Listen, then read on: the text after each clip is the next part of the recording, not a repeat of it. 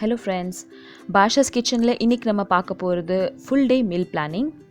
Breakfast, lunch, dinnerல நம்ம meals என்ன plan பண்ணலாம் அப்படின்றத இந்த வீடியோல உங்க கூட ஷேர் பண்ணிருக்கேன். இது என்னோட Thursday meal preparation routine. So இன்றைக்கி நான் லஞ்சில் என்ன பண்ண போகிறேன் அப்படின்னு பார்த்தீங்கன்னா முட்டை போட்டு இன்றைக்கி நான் ஒரு முட்டை குழம்பு செய்ய போகிறேன். ஒயிட் ரைஸ் பண்ணியிருக்கேன். ப்ளஸ் இன்றைக்கி பிரேக்ஃபாஸ்ட்டில் வந்து உளுந்து தோசை பண்ணலாம் அப்படின்னு பிளான் பண்ணியிருக்கேன். இந்த வீடியோவில் இந்த முட்டை குழம்பு எப்படி செய்கிறது அப்படின்றத உங்கள் கூட ஷேர் பண்ணியிருக்கேன். வாங்க பார்க்கலாம். நம்மளோட லஞ்ச் ரொட்டீன் ஸ்டார்ட் பண்ணலாம். இப்போ நான் ஒரு பர்னரில் சாப்பாடுக்கு தேவையான தண்ணி ஏற்றிருக்கேன்.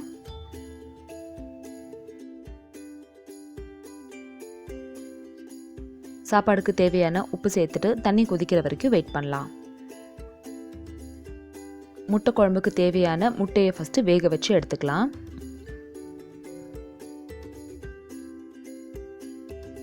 அடுத்ததாக குழம்புக்கு தேவையானதெல்லாம் ரெடி பண்ணிடலாம். இப்போ நம்ம இந்த குழம்புக்கு தேவையான பொருட்கள் பார்க்கலாம். இந்த முட்டை குழம்புக்கு நான் வந்து முட்டையை அவிச்சு தான் போட போகிறேன். அதனால் இங்கே நான் பாயில் பண்ணி எடுத்து வச்சுருக்கேன் 4 முட்டை. 4லேருந்து 5 முட்டை கூட இதை நீங்கள் சேர்த்துக்கலாம். ஒரு சின்ன லெமன் சைஸ் புளி இங்கே தண்ணியில் ஊற வச்சுருக்கேன்.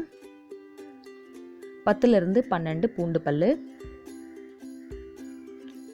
2 இன்ச் வந்து இஞ்சியோடது எடுத்துக்கோங்க. ஒரு பெரிய தக்காளியில் கட் பண்ணி இந்த மாதிரி எடுத்து வச்சுக்கோங்க. அதே மாதிரி ஒரு பெரிய வெங்காயம் கொஞ்சம் கட் பண்ணி வதக்கிறதுக்கும் கொஞ்சம் வந்து பேஸ்ட் அரைக்கிறதுக்கும் எடுத்து வச்சுருக்கேன்.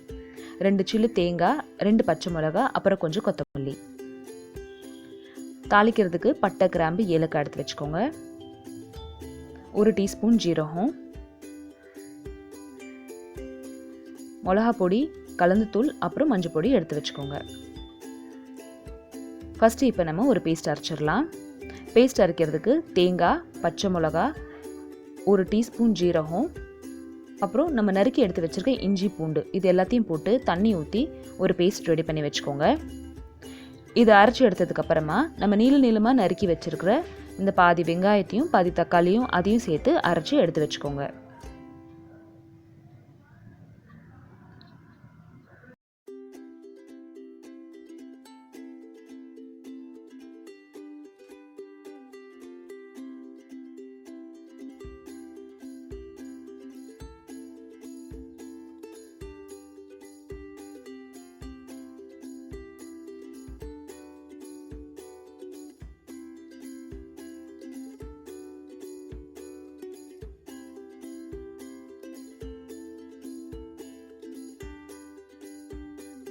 பட்டை, கிராம்பு, ஏலக்காய் போட்டு தாளிச்சுக்கோங்க. சின்ன சின்னதாக நறுக்கி எடுத்து வச்சுருக்கிற இந்த வெங்காயத்தை சேர்த்துட்டு வதக்கிக்கலாம். வெங்காயம் வதங்குறதுக்குள்ளே நீளமாக நறுக்கி வச்சுருக்க வெங்காயமும் தக்காளியும் பேஸ்ட் அரைச்சி வச்சுக்கோங்க.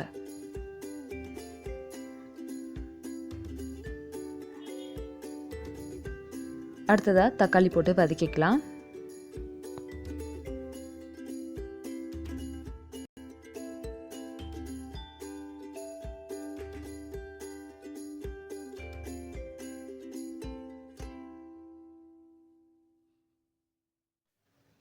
அடுத்ததாக இதில் தேங்காய் பேஸ்ட் சேர்த்துக்கலாம். கொஞ்சமாக தண்ணி சேர்த்துட்டு எல்லாத்தையும் நல்லா மிக்ஸ் பண்ணிக்கோங்க.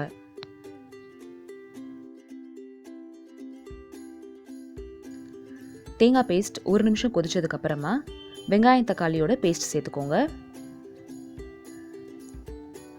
அதோடு சேர்த்து கொஞ்சம் தண்ணி சேர்த்துட்டு எல்லாத்தையும் நல்லா மிக்ஸ் பண்ணிக்கோங்க.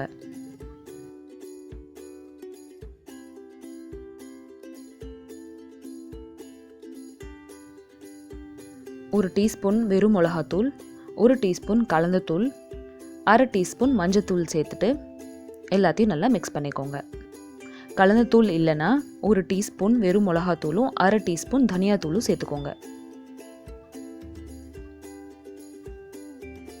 5 நிமிஷம் கொதிச்சதுக்கப்புறமா புளி கரைச்சி அதோட தண்ணியும் இதில் சேர்த்துக்கோங்க.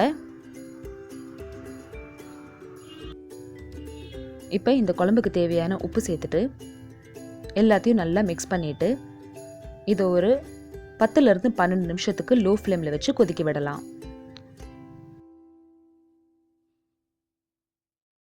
10 நிமிஷத்துக்கு அப்புறமா இப்போ இதை நான் ஓப்பன் பண்ணுறேன். எண்ணெய் நல்லா பிரிஞ்சு வந்ததுக்கப்புறமா நம்ம வேக வச்சுருந்த முட்டையை இதில் சேர்த்துக்கலாம். அடுத்ததாக கொஞ்சம் கொத்தமல்லி கட் பண்ணி இதில் சேர்த்துருங்க.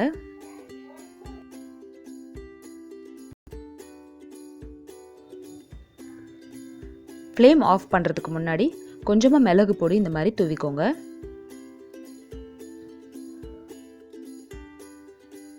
இப்போ எல்லாத்தையும் நல்லா மிக்ஸ் பண்ணிக்கலாம். முட்டை சேர்த்ததுக்கப்புறமா கரண்டி போட்டு மிக்ஸ் பண்ணாதீங்க. இந்த மாதிரி மிக்ஸ் பண்ணிவிட்டு எடுத்து வச்சுருங்க. தேங்காய் புளி ரெண்டுமே போட்டு இந்த முட்டை குழம்பு நீங்களும் ட்ரை பண்ணி பாருங்கள். அண்ட் உங்களுக்கு எப்படி வந்துச்சு அப்படின்றது எனக்கு கமெண்ட் செக்ஷனில் சொல்லுங்கள். இந்த ரெசிபி உங்களுக்கு பிடிச்சிருந்துச்சுன்னா இந்த வீடியோக்கு ஒரு லைக் கொடுங்க. என்னோடய சேனலை ஃபர்ஸ்ட் டைம் பார்க்குறீங்கன்னா கண்டிப்பாக சப்ஸ்கிரைப் பண்ணுங்கள். இப்போ நான் ஃப்ளேம் ஆஃப் பண்ணிடுறேன். நம்மளோட குழம்பு ரெடி ஆயிடுச்சு. குழம்பு இறக்கி வச்சதுக்கப்புறமா நம்ம இப்போ பிரேக்ஃபாஸ்ட் செய்ய ஸ்டார்ட் பண்ணலாம். அடுத்ததாக பிரேக்ஃபாஸ்ட்டுக்கு தேவையான இந்த உளுந்து தோசை பேட்டரை இப்போ நான் ரெடி பண்ணிகிட்ருக்கேன். உளுந்து தோசை ரொம்ப இன்ஸ்டண்ட்டாக ப்ரிப்பேர் பண்ணிடலாம். ஒரு 2 hours நீங்கள் உளுந்து ஊற வச்சுருந்தீங்கன்னா போதும். இந்த ரெசிபி நான் ஏற்கனவே என்னோடய சேனலில் ஷேர் பண்ணியிருக்கேன். உங்களுக்கு வேணும்னா டிஸ்கிரிப்ஷன் பாக்ஸில் லிங்க் பாருங்கள். உளுந்து, வெல்லம், அப்புறம் முட்டை போட்டு தான் இந்த தோசை இன்றைக்கி நான் ப்ரிப்பேர் பண்ணியிருக்கேன். உங்களுக்கு இந்த முட்டை போடுறது பிடிக்கல அப்படின்னா நீங்கள் உளுந்தும் வெல்லமும் மட்டுமே வச்சு இந்த தோசை நீங்கள் ப்ரிப்பேர் பண்ணலாம். உளுந்து வெல்லம் போட்டு இந்த தோசை சாப்பிட்றதுனால நமக்கு பேக் பெயின் வராமல் இருக்கும். அதனால நான் மந்த்லி ஒன்ஸ் இந்த தோசை கண்டிப்பாக ப்ரிப்பேர் பண்ணிடுவேன்.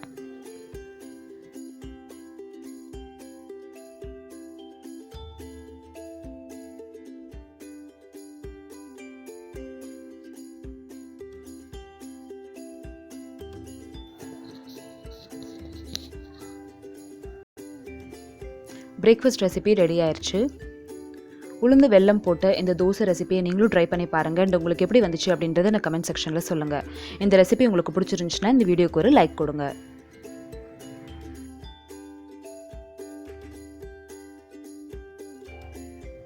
லன்ச் அண்ட் பிரேக்ஃபாஸ்ட் ரெண்டுமே ரெடி ஆயிடுச்சு. இன்றைக்கி இந்த முட்டை குழம்புக்கு நான் சைட் டிஷ்க்கு பார்த்தீங்கன்னா அப்பளமும் ஊறுகாவும் வச்சுக்கிட்டேன்.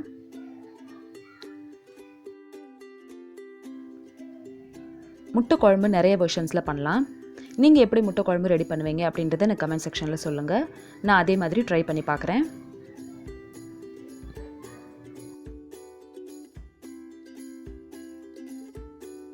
இந்த முட்டை குழம்பு வெர்ஷன் உங்களுக்கு பிடிச்சிருந்துச்சுன்னா இந்த வீடியோக்கு ஒரு லைக் கொடுங்க.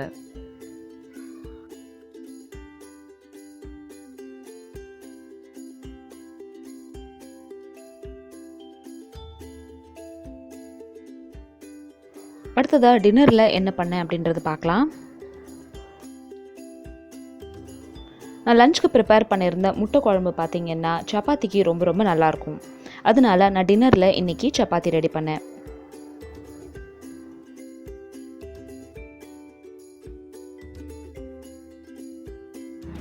நைட்டுக்கு இன்னும் 2 முட்டை அதில் வேக வச்சு நான் சேர்த்துக்கிட்டேன். இப்போ நம்மளோட டின்னர் ரெடி ஆயிடுச்சு. டின்னரில் எந்த ரெசிபி உங்களுக்கு ரொம்ப பிடிச்சிருந்தது அப்படின்றது எனக்கு கமெண்ட் செக்ஷனில் சொல்லுங்கள்.